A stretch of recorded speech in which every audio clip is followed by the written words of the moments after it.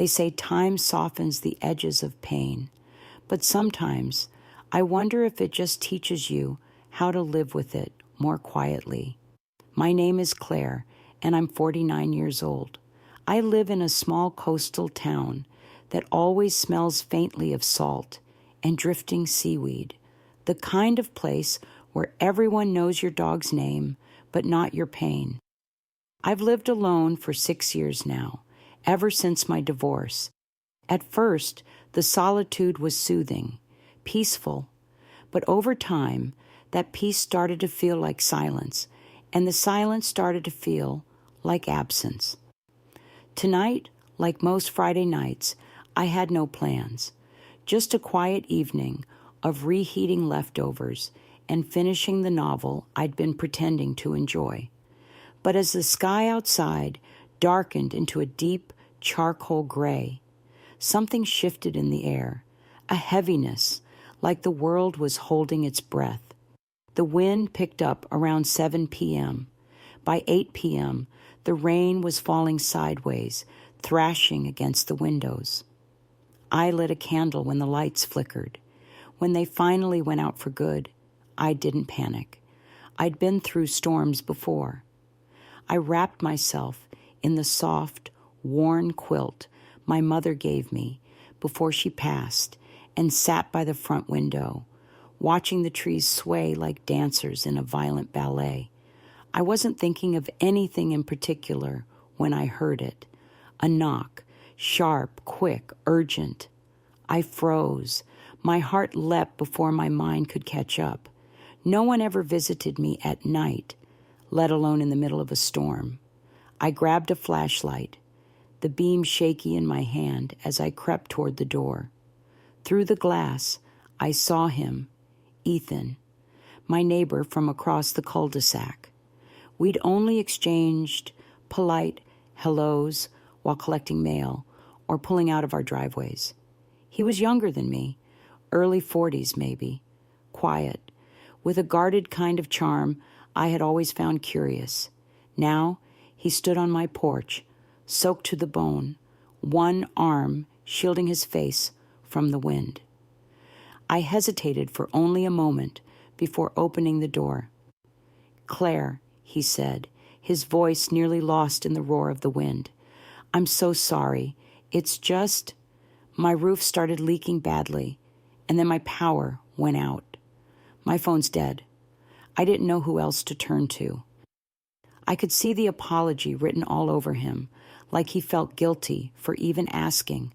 But underneath that, something else. Exhaustion, fear, maybe even loneliness. I stepped aside and nodded. "Come in." Ethan stepped inside, dripping onto my hardwood floor, his soaked jacket clinging to him like a second skin. He looked unsure of himself, like he was already regretting coming over. "I wouldn't have bothered you," he said quickly, eyes darting to the dimly lit living room where the candlelight flickered against the walls. "But when the water started pouring in and I saw your light, I figured..." He trailed off, his voice low and uncertain. I motioned toward the fireplace. "It's all right. You did the right thing." He gave a grateful nod, and I handed him one of the old towels from my linen closet. He rubbed at his hair awkwardly, standing there like a guest who hadn't decided whether he was staying or going. I offered him tea, lukewarm from the thermos I had filled earlier, and he accepted it with both hands, like it was something precious. We sat in the living room, surrounded by the soft crackle of the fire and the rhythmic tap of our rain against the windows. It should have felt awkward, but it didn't. In fact, there was something strangely calming about the quiet between us until he spoke. "I haven't stepped into someone else's house like this in over a year," he said, suddenly, staring into his cup. Not since Mia passed." His words hit the room like thunder, loud even in their softness. I looked at him, startled. I hadn't known. No one had. Ethan had always kept to himself, quiet, polite, but distant. "I'm so sorry," I said gently. "I had no idea." He shrugged slightly, a hollow kind of motion, then looked up at me, his eyes shadowed but honest. "She was sick for a long time. Cancer. By the end, she barely recognized me." His voice cracked, just enough to make my chest tighten.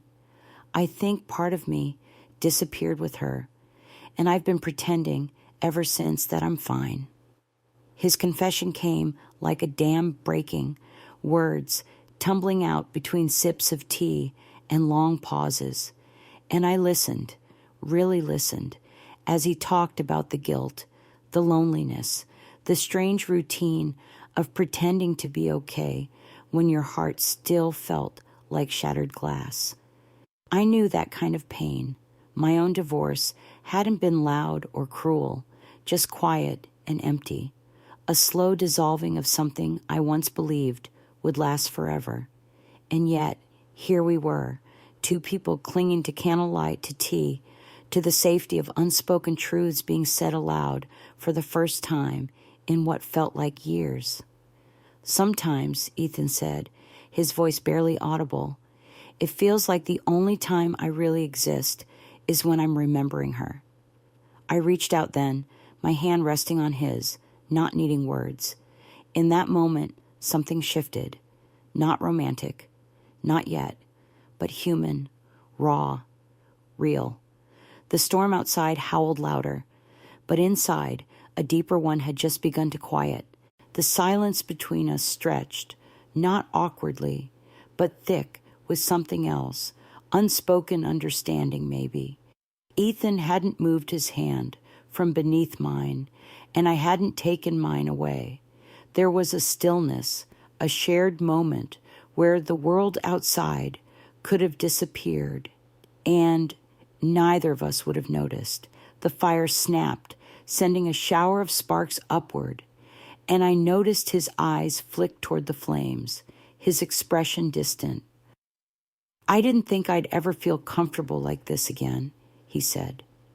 Sitting in someone's living room, not having to perform, not having to explain, every feeling like it needs a reason. I nodded slowly, the warmth of his words settling in my chest. "You don't owe anyone an explanation," I said softly. "Sometimes just surviving is enough."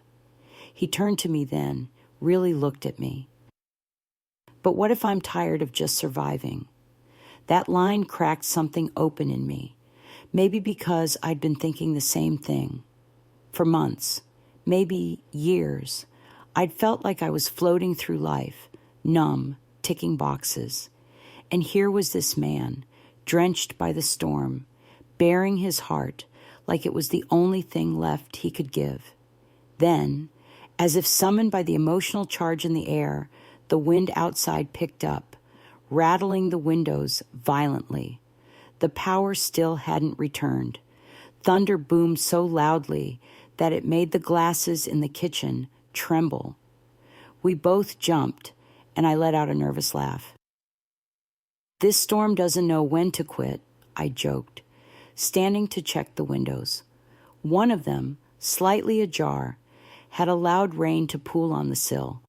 I reached for a towel, but Ethan was already beside me, gently taking it from my hands. "Let me," he said.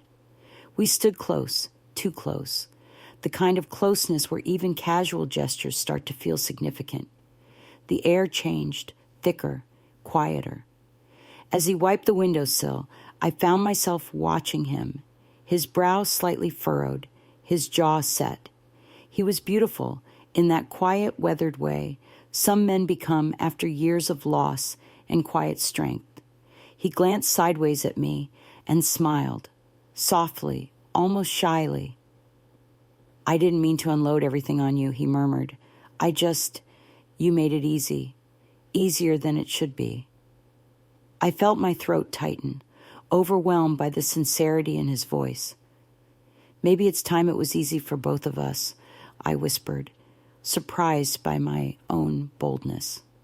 We stared at each other again, still, uncertain, and something was building, the kind of emotion that teeters on the edge between comfort and the beginning of something more, something dangerously honest. Before I could speak again, the lights flickered back on. The sudden brightness flooded the room, chasing away the intimacy of the candlelight and casting everything in a new, harsher glow. And just like that, reality returned. We both blinked, stepping back instinctively, but neither of us could pretend the moment hadn't happened. After the power came back on, Ethan and I stood in a brief, awkward stillness. The lights had illuminated more than just the room. They'd exposed the fragile thread of connection we'd been tiptoeing around all night. I busied myself with tidying up the teacups and adjusting the throw blanket, but my hands trembled ever so slightly. I could feel his presence behind me, the warmth of him just a breath away, and yet neither of us said anything for a moment too long. Then, just as I reached for the teapot, Ethan spoke, his voice low and rough around the edges. "Lena, can I ask you something?" I turned, heart skipping at the way he said my name. "Of course." His eyes searched mine, like he was trying to decide whether to step forward or retreat. Do you ever feel like you've been asleep for years, and then something or someone makes you wake up all at once? The question hit me hard. I swallowed, feeling a wave of emotion well in my chest. "Yes," I whispered, barely able to say it. "I know that feeling too well." He exhaled, almost relieved, "because that's what tonight feels like. You didn't just let me in from the storm, Lena. You opened something in me I thought I'd lock shut forever." His words were tender, yes, but beneath them I could sense fear, like a man teetering at the edge of something he wasn't sure he was allowed to want. And then, without warning, a sharp knock broke the moment, startling us both. We turned to the door, the memory of the earlier storm still lingering in our nerves. I hesitated, unsure of who would be calling this late. As I approached, I could see a silhouette through the frosted glass. I opened the door cautiously, and there she was, Maya, my sister, unexpected, uninvited, and very much soaked by the rain. Her eyes widened when she saw Ethan standing behind me. "Oh," she said flatly, then gave a tight-lipped smile. "Sorry, didn't realize you had company." A chill settled over the room, not from the weather, but from the years of unresolved tension between Maya and me. Ethan, sensing the shift, cleared his throat and gently stepped back. "I should go," he said quietly. "I'll check on that tree tomorrow." I nodded, unable to speak, and watched him disappear into the night. Maya stepped in, dripping on the mat, her arms crossed. "So, you and Ethan?" Her tone wasn't judgmental, but it carried that familiar edge I remembered from childhood, the one that always made me doubt myself. I sighed, bracing for a conversation I hadn't expected to have. "It's complicated." She raised an eyebrow. "Isn't it always?" And just like that, the emotional storm Ethan had stirred was met with a new one, this time from my past. One I wasn't sure I was ready to face. Maya stood in the hallway like a ghost from another life, wet hair clinging to her cheeks, boots dripping onto the hardwood, eyes locked on me with a strange mixture of accusation and concern. It had been nearly a year since we'd seen each other, a year defined by silence and distance. After a fight, we'd both silently agreed not to revisit, and now here she was, unexpectedly appearing on the same night I had begun to feel something real again. I was driving back from Mom's place, she said after a pause, her voice a little more fragile than I remembered. Didn't expect the roads to flood. Figured I'd wait it out here. I nodded numbly, still rattled by Ethan's sudden exit and the unresolved electricity between us. Of course, Rav, I said softly, ushering her inside with a towel and dry blanket. We sat in the living room, the same room Ethan and I had just shared something quietly intimate, and I could feel the echo of that energy still clinging to the air. But with Maya now beside me, the space felt tighter, full of questions left unspoken. So, she said after a beat, casting a glance toward the front door, you and Ethan? Her tone was probing, not sharp, but I knew that voice. I'd grown up with it. She wasn't asking out of curiosity. She was asking out of fear, or maybe suspicion. I looked down at my hands. I don't know, I admitted. It's complicated. We've barely begun talking, but it feels like something I didn't expect. Maya was quiet for a moment before whispering, he used to be friends with Daniel, you know. My ex. The words hit me like a crack of thunder. My heart lurched. I looked at her, stunned. Ethan? I didn't know that. She nodded slowly, eyes filled with something I couldn't yet name. They were close, back in the city, before everything fell apart, before Daniel hurt me. Ethan was the only one who stood up for me in the end. And then he disappeared. I never saw him again, until tonight. Her voice cracked, and suddenly I saw it. This wasn't jealousy. It was fear. Fear of repeating old wounds. Fear that I might get close to someone who reminded her of pain. I reached for her hand, unsure how to bridge the gap between us. Maya, I didn't know. I'm sorry. But Ethan's not like Daniel. At least, I don't think he is. She studied me, really studied me for the first time in years, and her eyes shimmered. Just be careful, she whispered. I know you've been lonely, but loneliness can make even the kindest strangers feel like home. That night, after she'd fallen asleep on the couch, I sat alone with my thoughts, the memory of Ethan's warmth clashing with the sudden cold of the past. I didn't know what to believe yet, but I knew this storm, both literal and emotional, wasn't over. It had only just begun. The next morning, the storm had passed, but the sky was still the color of bruised lilac, heavy with the aftermath. Maya was gone by sunrise, left a note on the counter, just 2 lines. Didn't mean to bring the past into your present.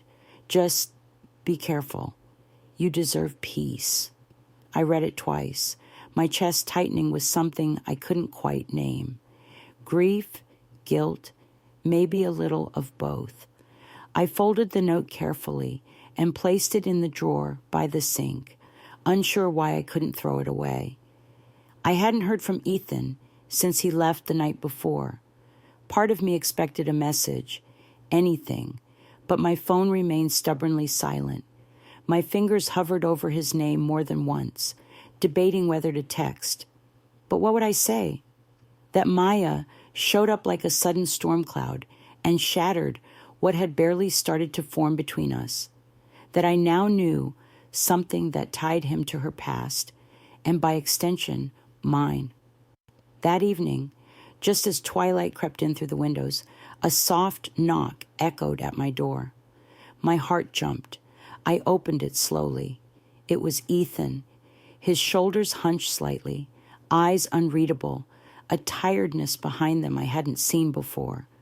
Can we talk? He asked, his voice low. I nodded, stepping aside. He moved cautiously, like he wasn't sure if he was welcome. When we sat down across from each other in the kitchen, the silence stretched between us like a taut wire. I need to explain something, he said finally. Last night, I didn't mean to leave like that. I got scared of how fast things were moving, of how much I was starting to feel. I swallowed hard. Maya came by after you left. His jaw tightened. I figured. I saw her car down the road when I was walking back to my place. She told me about Daniel and you. He nodded slowly, not denying it. Yeah, I knew him, knew of him more than anything. What he did to Maya, it destroyed a lot of people. I tried to help her, but I didn't know how. I left. It was easier than staying in a place where I couldn't fix what was broken. And now, I asked, my voice trembling, why come back here? Why me? Ethan looked at me then, really looked, and something in his eyes broke open. Because you remind me of the person I wanted to be back then, and because when I'm around you, I don't feel like I'm running anymore. Tears stung at the corners of my eyes. In that moment, I understood what Maya had meant. Loneliness does make people feel like home, but sometimes home is exactly what we need, especially if it's built on truth, not escape. I reached across the table, my fingers brushing his. Then don't run, Ethan. Stay. But not just... Ethan didn't say anything at first. His hand remained under mine, but it was still, cool, unmoving, as though the weight of my words had stilled him entirely. I watched him, my heart pounding, half expecting him to pull away, to decide that this, whatever it was between us, was too fragile to survive the shadows. But instead, he let out a slow breath, one that trembled faintly at the edges. I want to stay, he said finally, his voice hushed, like he was afraid the words might collapse under their own weight. But I don't know how to prove I deserve that. Or you. There was such sincerity in his eyes, it cracked something open in me. We were two people clinging to pieces of ourselves, shards from lives that hadn't turned out the way we hoped. But in that moment, I saw what neither of us had dared admit aloud. We were trying, aching, to rebuild. Before I could answer, a loud knock shattered the quiet. I turned, startled.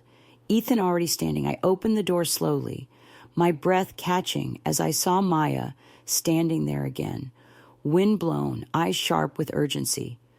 You need to hear this, she said, looking past me toward Ethan, both of you. Ethan's posture stiffened. Maya, she held up a hand. Just listen. We sat again, the three of us, an odd triangle of grief, betrayal, and something like hope. Maya reached into her coat pocket and pulled out an envelope. Her hands trembled slightly as she placed it on the table between us. This is from Daniel, she said softly. He wrote it before he disappeared. I never opened it. I was too afraid. But maybe it's time. My pulse quickened. I glanced at Ethan, whose face had gone pale. He didn't move as Maya slowly opened the envelope and unfolded the letter. Her voice cracked as she began to read. It wasn't long, just a few lines, but each one cut like a blade. I never meant to break you. I only knew how to break myself. If you're reading this, I'm gone. I hope someday you find someone who loves you in the way I never could. When she finished, Maya's shoulders sagged. The anger that had once coated her voice now dissolved into quiet exhaustion. I thought you left because you didn't care, she whispered to Ethan. But I see now, maybe none of us knew how to stay. Silence filled the space again, but this time it wasn't sharp. It was raw, honest. Ethan reached for Maya's hand, hesitated, then let it fall. I'm sorry for everything I didn't say back then, and for everything I ran from. Maya nodded, eyes glossy. Me too. I sat between them, heart full of questions, but strangely still. Maybe forgiveness wasn't about erasing the past, but about choosing what to carry forward. And in that fragile moment, I realized we were all still becoming. Sometimes life doesn't offer grand conclusions. It offers quiet understandings, the kind that settle deep in your chest and make you breathe a little easier. Lena and Ethan's story isn't just about love lost and found. It's about forgiveness, vulnerability, and the courage to begin again. It reminds us that healing isn't linear, and that sometimes the people who hurt us are also the ones willing to fight to be better. We all carry stories. Some we choose, some we inherit. But what truly defines us is what we decide to carry forward. If this chapter touched you, if it made you reflect on your own moments of heartbreak and hope, please take a moment to like this video. Share your thoughts in the comments. We'd love to hear your story too. And don't forget to subscribe to Heartfelt Tales Reddit for more emotionally rich, character-driven journeys just like this one. The next chapter in Lena and Ethan's journey is just around the corner. And trust me, you won't want to miss what comes next. Sometimes all it takes is one moment, one person, one story to change everything. Let this be yours. The days that followed felt suspended in time, like life itself was giving us space to breathe, to make sense of everything that had unraveled. Ethan stayed, not in some grand dramatic gesture, but in the quiet way that mattered most, by showing up, by helping Maya fix a broken shutter, by cooking a simple meal for both of us after a long day, by sitting beside me in silence when neither of us had the right words. We didn't talk about the letter much, but its presence lingered, reshaping things between us, reframing our pain in ways we hadn't expected. One evening, just as the last gold of sunlight spilled across my living room, I finally asked him the question that had haunted me for weeks. "Why did you come back, Ethan?" He looked up from the book in his lap, his expression tender but worn. Because I realized that regret doesn't undo the damage. It just adds more weight. I didn't want to keep piling on. I nodded, my throat tight. "And what about us?" He hesitated. "That depends on what you want to carry and what you're ready to let go of." His words struck something deep inside me. I had spent so long carrying stories that didn't belong to me, stories of abandonment, of not being enough, of always being the one left behind. I had carried my sister's silence, Ethan's disappearance, and my own bitterness like badges of resilience. But they weren't strength. They were shields, and I was tired of holding them.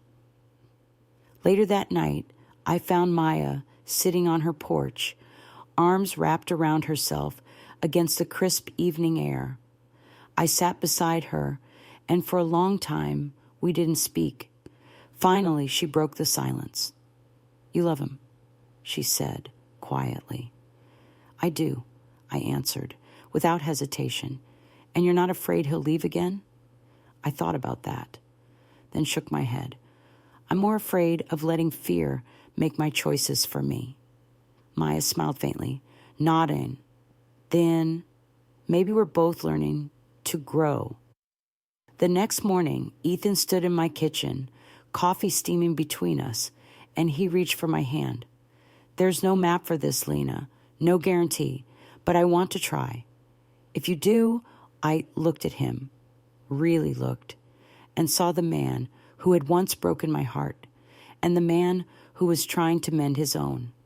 "I do," I said softly, not because it's easy, but because it matters. And in that moment, I knew healing wasn't about rewriting the past. It was about standing in the present, together, and daring to imagine a future, one born not of perfect people, but of people who chose to stay, to be honest, to try again. Whatever came next, we would face it, open-hearted, open-eyed, together. Sometimes life doesn't offer grand conclusions. It offers quiet understandings, the kind that settle deep in your chest and make you breathe a little easier. Lena and Ethan's story isn't just about love lost and found. It's about forgiveness, vulnerability, and the courage to begin again. It reminds us that healing isn't linear, and that sometimes the people who hurt us are also the ones willing to fight to be better. We all carry stories. Some we choose, some we inherit. But what truly defines us is what we decide to carry forward. If this chapter touched you, if it made you reflect on your own moments of heartbreak and hope, please take a moment to like this video. Share your thoughts in the comments. We'd love to hear your story too. And don't forget to subscribe to Heartfelt Tales Reddit for more emotionally rich, character-driven journeys just like this one. The next chapter in Lena and Ethan's journey is just around the corner. And trust me, you won't want to miss what comes next. Sometimes all it takes is one moment, one person, one story to change everything. Let this be yours.